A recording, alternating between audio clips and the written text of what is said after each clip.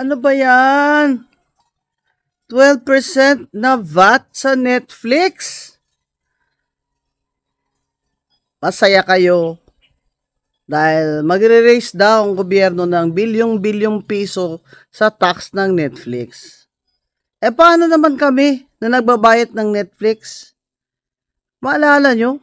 Netflix lang yata ang sumaklolo sa mental health ng mga Pilipino during the pandemic. YouTube, TikTok, Netflix talaga. Kagabi, kapapanood ko lang ng uli ng The Godfather. Gustong-gusto ko yun, yung mga mafia, yung mga vengeance, mga ganon. One of my father's favorite movies, yung Godfather ni Marlon Brando. Kaya pinanood ko uli. Narinig ko sa news, may 12% VAT na Netflix. Okay ako doon. Payag naman ako doon sa purpose na para mag-raise ng taxes dahil napakahirap na po ng gobyerno natin. Ito lang po ang masasabi ko. Bakit naman ninyo sa amin pinapasa yan, yung tax burden na yan? Siyempre, charge kami ng Netflix ng 12%.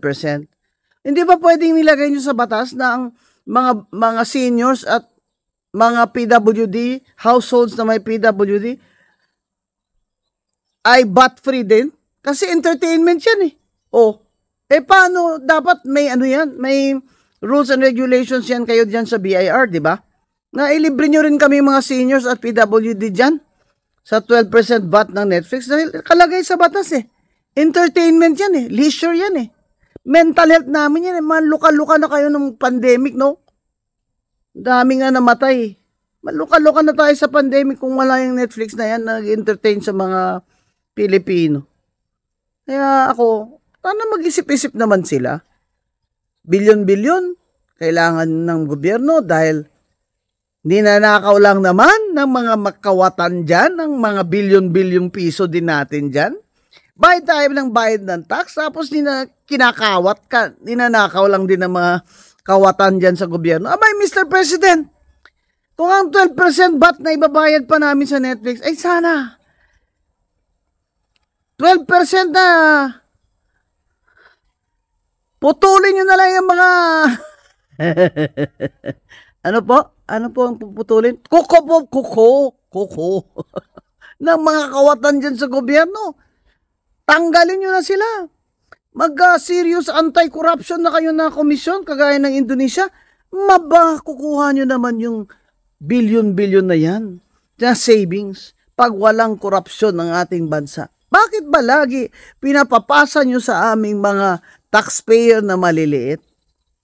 Wala yan sa mga manggaranon, sa mga mayayaman todo, di ba?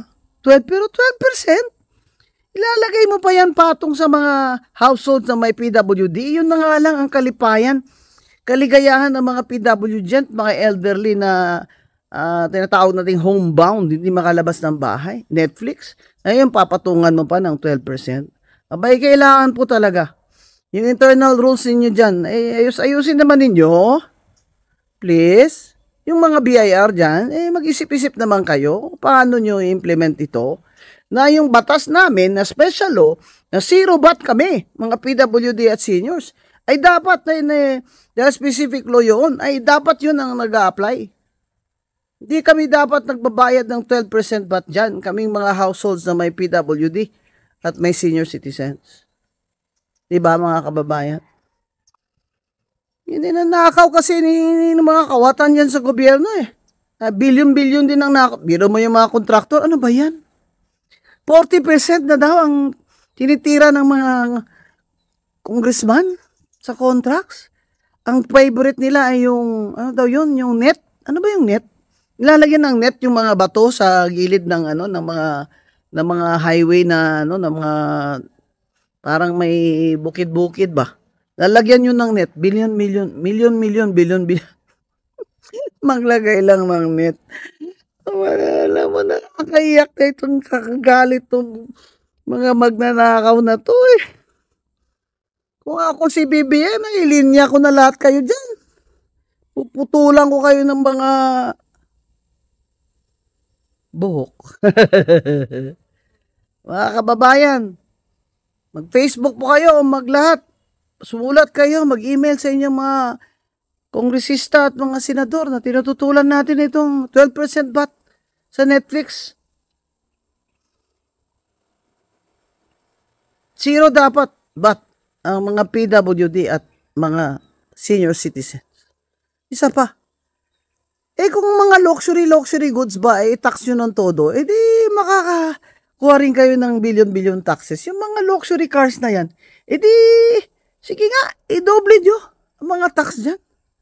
Sige nga, tingnan nyo pa kung saan kayo pwede makatax dun sa mga mayayaman at sa mga negosyante. At yung collection dyan, collection ng taxes ng BIR, dapat galingan nila. Hindi naman yung kung may kailangan silang erase ng pera dahil hanggang tenga na tayo sa utang, trilyon-trilyon na utang ng Pilipinas, ipapasa na naman sa taong bayan na middle class at mahihirap.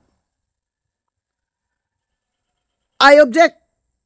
I object dyan. I object. Your Honor, I object.